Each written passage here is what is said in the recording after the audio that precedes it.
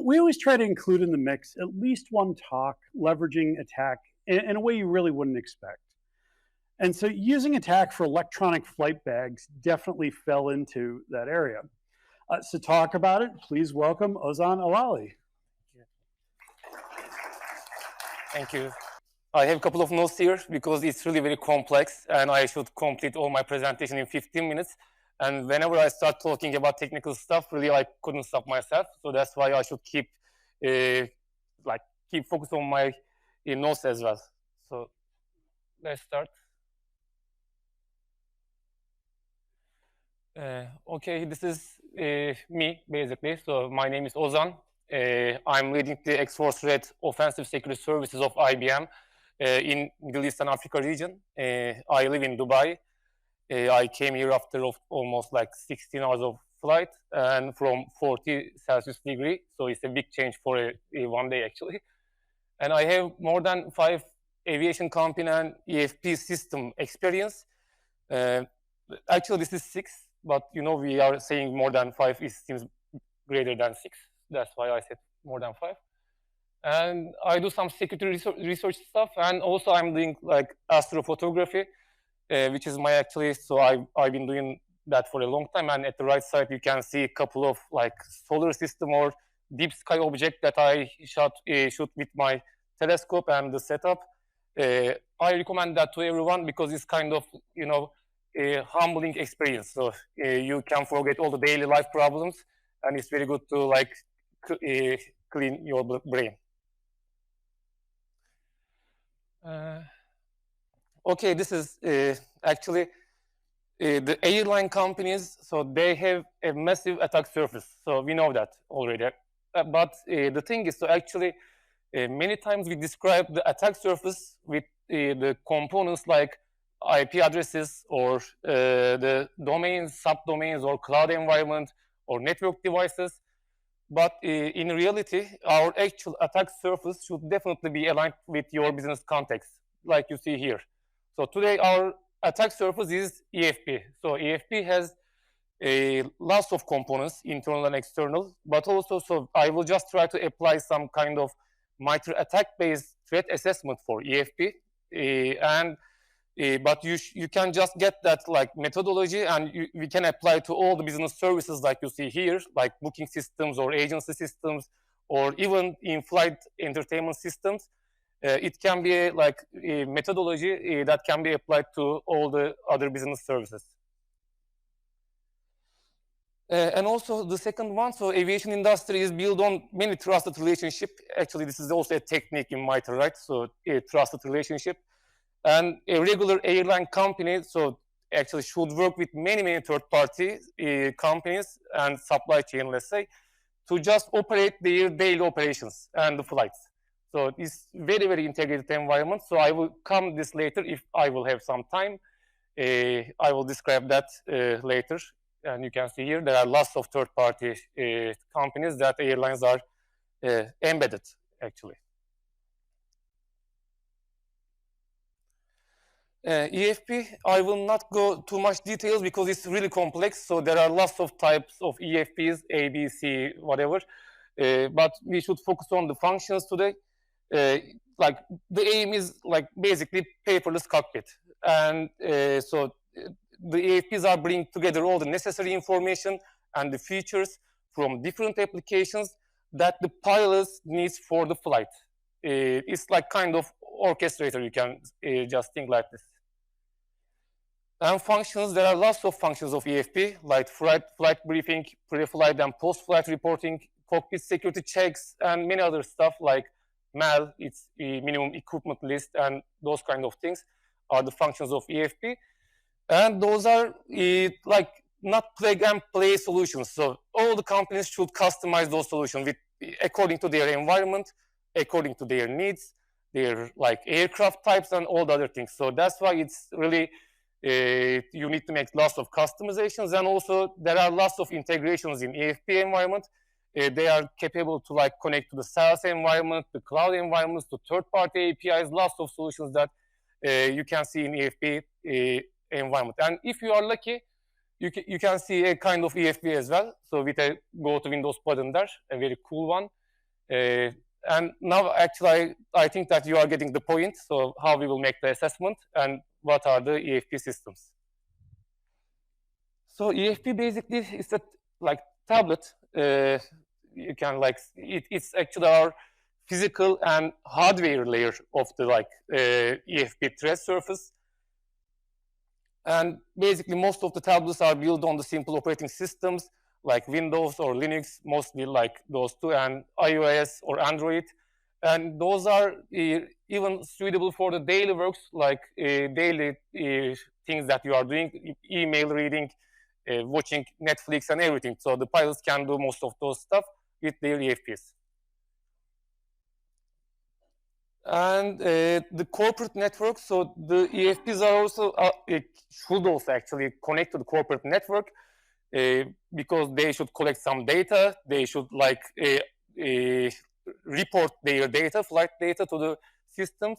And that's why there are lots of integrations, but one of the most critical component in here is EFF. If you can see there, EFF. So EFF is electronic flight folder. So as I mentioned, so we are collecting lots of data from different sources, and EFF is the file. You can think like a compressed file. That EFP reading that file only, and EFP parsing like a SIM solution, basically. And it's like pushing the data to the relevant EFP functions, like weather condition, like map, or taxi conditions, everything there. So it's just a compressed file that gives all the information to EFP. As you can actually guess, the integrity of that file is very, very critical.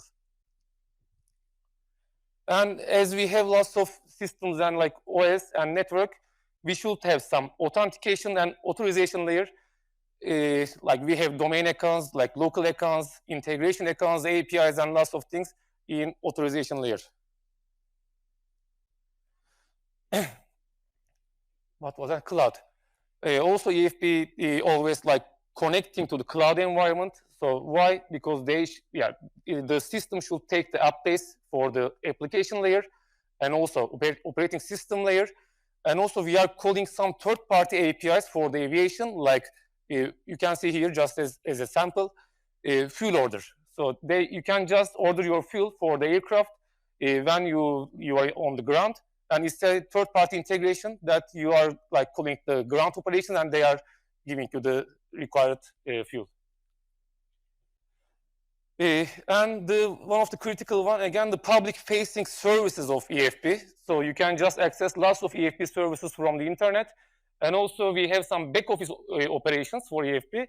That back-office administration stuff are being done by a couple of people there. And the last one, but one of the most critical one, avionics zone. So this is the integration between EFP tablet and avionics zone, which means aircraft systems. So you use some kind of interface device and some cabling for this, and EFP collects data from the aircraft to be reported to the authorities or somewhere else. Okay. I believe you already got the point what we will do. So now we will just like spread our cards to make that assessment. But the critical thing is in here. So we are trying to address the business risks. Not like, okay, this is a Windows system, just get all the Windows techniques and simulate the attacks. It's not something like that. So we will like address lots of the techniques to the business stuff, but as I don't have much time today, I will just show you a couple of stuff in here, and I will give some sample to give as an example to you. Initial access, for example, the web zone that we put like external services. So exploiting public-facing application is like very common for the EFP environment, or valid accounts that you can try those in the back office platform. You can try to log in to those environments. Or lock screen bypass from our attack mobile matrix. You can try to physically you can try to bypass the controls on EFP. And phishing, so this is phishing. I don't need to say too many things, but from my experience, if you will do something like phishing or red teaming activity, never phish the captains, never. So they don't like it. You can fish the guys sitting there at the back office. There are always 24/7 people sitting there. Lots of people to fish there, so don't fish captains. And execution, so just as an example, scheduled tasks, like as I mentioned, so I'm trying to give the business relation of it. So scheduled task is not something like that. You schedule the task and okay, it's done, my assessment is done, is a finding. We should connect that to the EFP procedure, right? So as I mentioned, the EFF file has all the flight information, right? If your malware will be able to read the EFF file and you will get the takeoff time, landing time, flight time, everything, and you can use that data to create your scheduled task just before 2 minutes back from the takeoff or landing. You can just run your task, which means that you will give the real impact, right? If you are doing some ransomware stuff or the other things. So by the way, it's not a kind of public training for the adversaries, but I'm trying to give the connection between business and this one. So if you have a task or if you have a technique, we should definitely connect that to the business cases. Persistency, escalation. So EFP tablets are not able to so it's not easy to update them in terms of OS layer. That's why you can find lots of vulnerabilities there, which is critical. Credential access, discovery, cloud storage objects, and actually there is no limit for discoveries. The limit is sky. You should try all the techniques for the discovery stuff, and you should understand that with EFP what kind of environment that I can access, and I can make some discovery techniques. There are movements to cloud or internal network, the collection, audio capture from the cockpit, like screen capture from the cockpit. Don't do that. Again, you can get lifetime flight ban if you capture the audio from the pilot, and just you can test it by yourself. Application layer, like protocol, like command and control, and impact. So data manipulation, like I mentioned, so I will just give an example here. Okay, if you can manipulate the data that you are ordering the fuel from the ground services, what will be the impact? So normally the captain will order 10 gallons of fuel, and they order somehow with data manipulation 20. It means that your weight and balance of the flight will change. The center of gravity will change. So lots of things will change about that flight. And you will be able to cancel that flight because of that reason, and lots of things like that. So everything actually in here, if anyone interested, I can give a very detailed session about this one later. It's related with actually the business impacts. This is our overall picture. So what we are doing for EFP is just as I mentioned, as a sample. We have lots of things actually. It was a thing, and it's the simulation life cycle. I have very, very few minutes, actually 1 minute, I think. Just I want to highlight one thing in here, reconnaissance, so search victim of websites.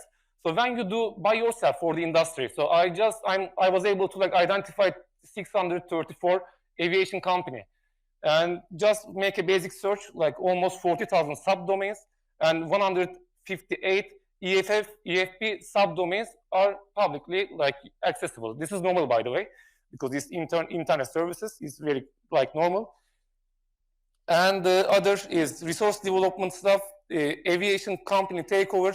Today, actually, I will share a post in LinkedIn because there is a very big risk in that one. I will stop it here.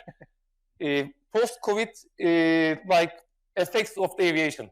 So 43 companies had gone bankrupt, lots of travel agency shut down, 30 private jet company disappeared, airline supply chain companies gone, thousands of users, integrations, email are still there. And now currently the domain names of those companies are expiring or already expired. And just yesterday, today I will post that in the LinkedIn, just yesterday, one of the large European airline companies' website registered by some group actually, just yesterday, for almost 15,000 of US dollars. So what they will do with that, I don't know. Let's see. We will see in very soon. That's it. Thanks, everyone. This was a talk we were really looking forward to, so thank you. We learned a lot. And quick reminder, folks, do not fish your captains or your pilots. Yes, Thank you. yes.